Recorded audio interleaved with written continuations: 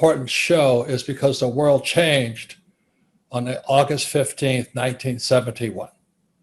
So when I look at the world and say, why is it screwed up?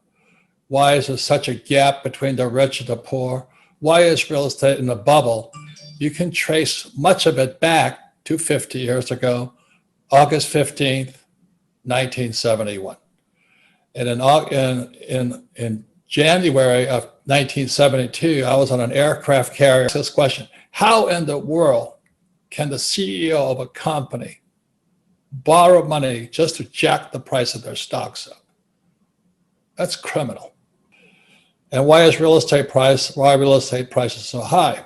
So the reason we invited Peter today is because Peter, as Kim says, is one of the most outspoken. He does not give a shit what you think of him. He will tell you.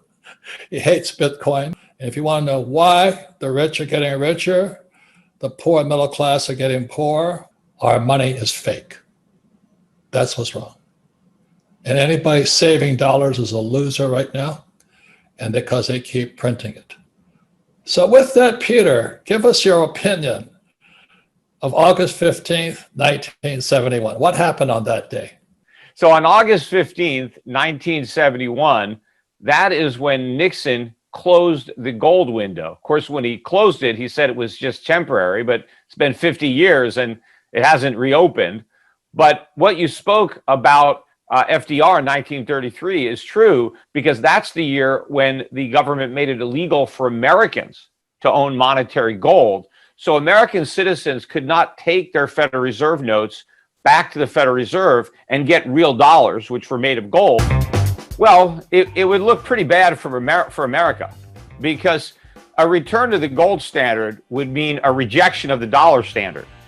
And so if the dollar was no longer desired as the reserve, the value of the dollar on international exchanges would collapse, because we have these record trade deficits. I mean, the last trade deficit we had, all-time record high, we're running trade deficits of about $1.2 trillion a year. It is enormous.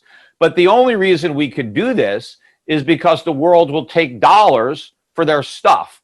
But if they go back to a gold standard, they ain't going to take dollars for their stuff. We're going to have to give them gold, which we don't have, or we're going to have to produce stuff, which we can't, because we don't have the factories. We don't have the infrastructure, the labor force, the supply chains.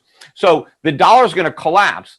And what's going to happen is all of these products that Americans take for granted are on the shelves when they want to buy something. They're all going to be gone, because we're not going to be able to afford them. I mean, they're going to be too expensive for Americans to buy. So the entire American standard of living is going to collapse. Now, it's not going to make that big a difference for a lot of the other countries outside the US, because they don't issue reserve currencies. So, if you're living in New Zealand, for example, the New Zealand dollar isn't the reserve currency. So if you want to import something, you've got to export something. And so people in New Zealand have to earn dollars. We don't have to earn dollars. We just print them.